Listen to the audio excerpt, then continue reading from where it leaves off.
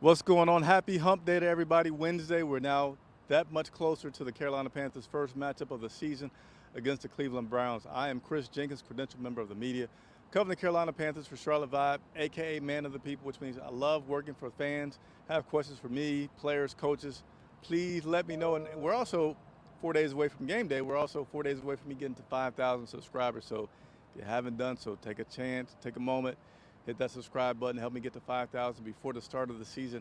The larger I grow, the more it helps me do and cover the Carolina Panthers and do what I love and what you all love. So please consider doing that. And hey, a little preview tonight at 7 p.m. We're going to go live again as we're going to have Panther Nation podcast as well as members of C3 podcast on the show. So be sure to check that out. All right, so it's Wednesday, week one of the regular season, and this means we finally get into official injury reports. I know for me that's helpful because otherwise for like watching practice, got numbers, trying to see who you see and who you don't see. But we have two guys that appeared on that injury report list for you today. And I'm going to go over those two guys. The first one was tight end slash fullback Giovanni Ricci. He appeared on the injury report today. He was a little bit limited due to his hip. Now the second one I want you to pay close attention to, Eddie Pinheiro. He is the kicker that we signed just last week to replace Zane Gonzalez, who's now injured and out for the season. Now, Pinheiro was on the list, but he was a full participant in practice.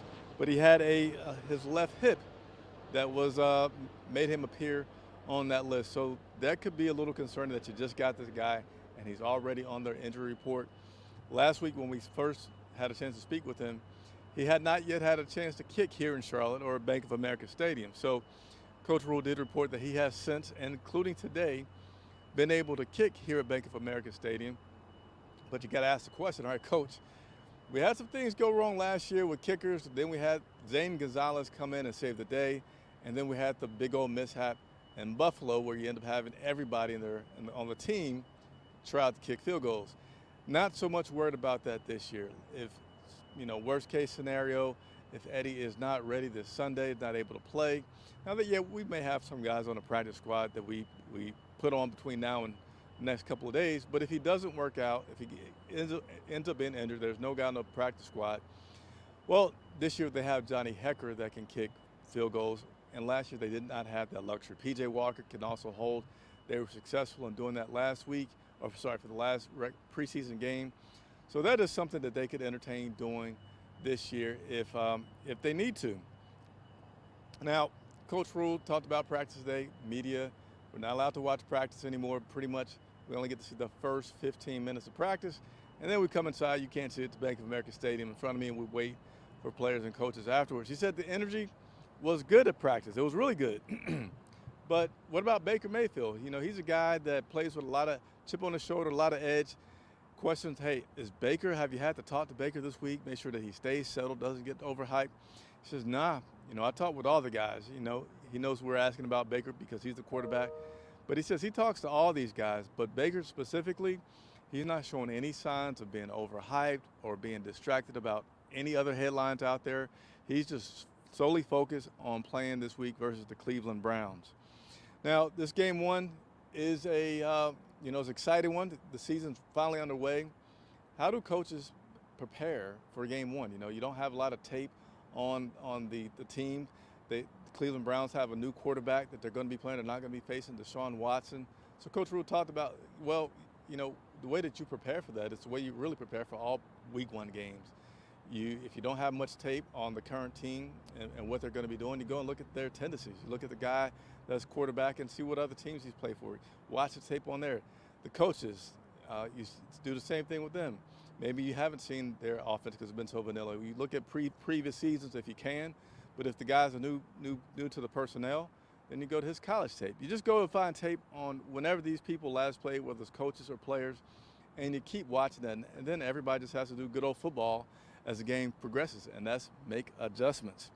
Now, speaking of week one, lots of new things going on. We're going to get to see Baker Mayfield out there for the first time. We're also going to get to see Ekwonu out there for the first time, and he's going to be up against some really good competition. So Coach Matt Rule today talked about, hey, are you just throwing Icky out there to the wolves and hoping for the best? What's the plan for Icky as he protects Baker Mayfield's blind side? So I'm going to go ahead and get that up for you, and share Coach's comment on Icky.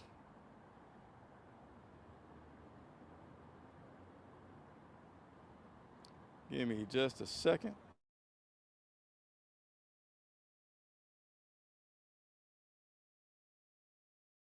Well, I'm confident in Icky, but I also know he's a young player, and he's playing against, some of the best defensive ends in football.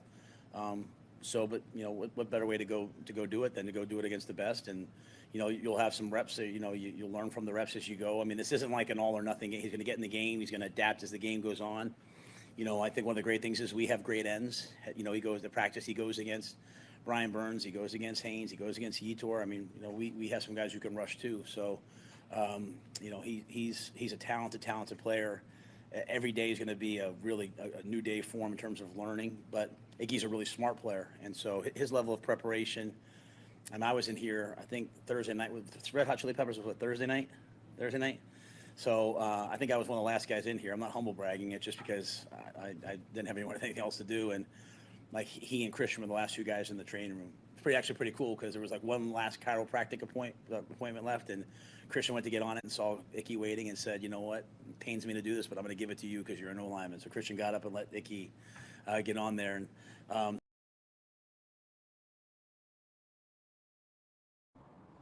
All right, so you see Coach Rule, a little bit long there, but I wanted to play the whole thing because Coach Rule talked about, yeah, we're not just throwing Icky out there. I have a lot of confidence in Icky, and he's been a professional so far. He is putting in the work.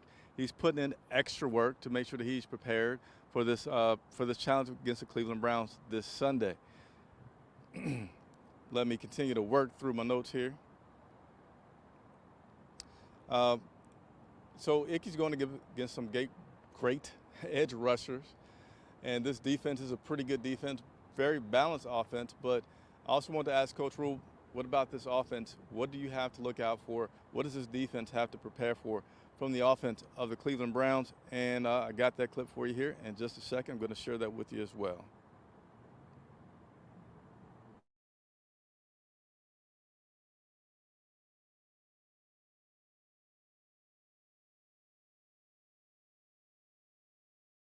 you know, um, an elite run game, they'll line up. They run the ball first and second down. They run the ball, 55, 56% of the time, and they do it well. I mean, they're an excellent wide zone team.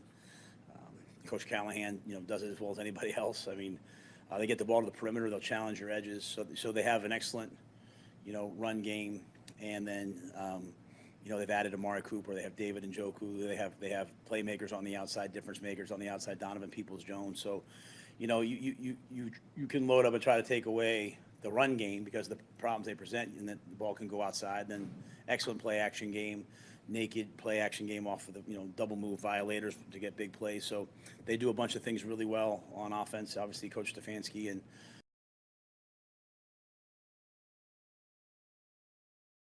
All right, so you see there you have Coach Rule talking about this defense. I'm sorry, the offense of the Cleveland Browns, as well as the defense of the Cleveland Browns. Both sides of the ball appear to be balanced. Both sides of the ball have some pretty good weapons, pretty good ends that give you good pressure, and you have to, you can't run the ball. They'll stop you good there. They have good defenders playing one-on-one offense, so these guys got to get open. On the other side of the ball, they have great running backs. A couple of great running backs that give you some trouble if you're not prepared for those guys as well. So we're going to see this matchup. I think sometimes we just get excited week one. Baker's going against Cleveland, feel like Cleveland sucks. But Cleveland has actually been performing pretty well over these past couple of years, especially considering that they haven't had consistent quarterback play, and they've still been able to be a respectable team. So good matchup this Sunday at Bank of America Stadium at 1 o'clock. And I'll be here along with my new co-host, which you're going to be meeting shortly.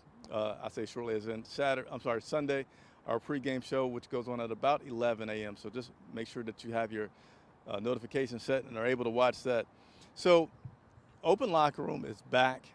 Open Locker Room is something that we have not been able to be a part of in, like 2 years. So today was my very first Open Locker Room day in quite some time. And it was a little different, just trying to get your feet wet, get back into the feel of things. There were some new things and changes in that locker room, but I'll spare you the details on that part of my excitement in covering this team. Just talk about Andre Roberts. I want to talk with Andre Roberts because when he first came, You know, Coach Rule talked highly about him, and Coach Rule has talked highly about Andre Roberts ever since he's been here with this team. But, you know, even with the media and all the access that we have, I haven't seen Andre Roberts be able to do much in terms of special teams. I've seen him back there in practice, returning some kicks or punts. Didn't get to see him in any action preseason-wise. So had a chance to speak with Andre today about, hey, number one, are you surprised that you're here in Carolina? He said, no, not at all. He knew during the free agency period that they were interested in him. And so once the opportunity came and they acted on it, he's not surprised, but he's certainly grateful for the opportunity. Now, I also said, hey, man, we have not seen you at all during the preseason in terms of special teams. He says, hey, one thing about me, this is not my first rodeo. It's not my first time returning kicks, returning punts. You know, they wanted me here for a reason. I'm a proven talent, and I got years of experience doing these special teams, even being a Pro Bowler. So I get that. But how are you feeling? Well, I feel great. Well, what was bothering you? He didn't want to go too much into that, but says, hey, he's ready to play. And what makes him great is that he has good field vision. And even though he's an older guy, he's been able to maintain some of that top-end speed that makes him elusive and makes him be able to outrun defenses as they try to tackle him and prevent him from scoring. And scoring is something that he wants to do every time he touches the ball. He says, my guys are going to be out there busting their butts for me. I'm going to be out there, and fans will see that I'm trying to score every time that I get my hands on the rock. So hopefully we'll be talking with Mr. Roberts after some games this season, as certainly having that enhanced weapon on special teams, being able to have all three aspects of the game, offense, defense, and special teams firing on all cylinders, should give us a good chance to win, and we're going to need that because we don't have the easiest schedule in the NFL, all right? But nevertheless, that is your report for today, Wednesday, September the 7th. I'm Chris Jenkins, live from Bank of America Stadium. Again, if you have not done so, please consider hit that subscribe button. And if you already have subscribed, make sure you hit the bell notification. Why? That allows you to join me live as I am now and answer any questions that you all may have. So you got to hit that subscribe button. If you've done both of those, then hit the like button. That helps other Carolina Panther fans find out about what I'm doing, helps me grow, helps me have more player interviews, more coach interviews, and I absolutely love working for you guys. Hey, I see a few people signing on, so let me say what's up to you guys before I get off. What's up, Big Jordan? Appreciate you logging in. I think people were slow to get on today because of that holiday. There's a Labor Day holiday, slow you guys down, but nevertheless, thank you for joining. Trio 1, what's good? I appreciate you. And yes, Joshua, man of the people, that's what I aim to be. That's what I am. Love working for you all. Leave your comments if you weren't able to join me on the live show right now. And also just be aware that, again, we'll be live tonight, Panther Nation podcast, as well as C3 podcast, talking to you more about this Carolina Panthers team. You guys are late. What's up? But I'm going to say what's up. What's up, David Chisholm? You saw my boy Matt today? Yes, I saw Matt Corral. Matt Corral, not Matt Corral. Matt Rule actually said what's up to me as we were passing in the hallways, which is cool. Omar Tillman, there you go. Hey, that'll conclude the broadcast for today. Again, thank you all so much for watching. Make sure that you hit the bell notification so you can join me live, all right? Chris Jenkins reporting again from Bank of America Stadium for Charlotte Vibe.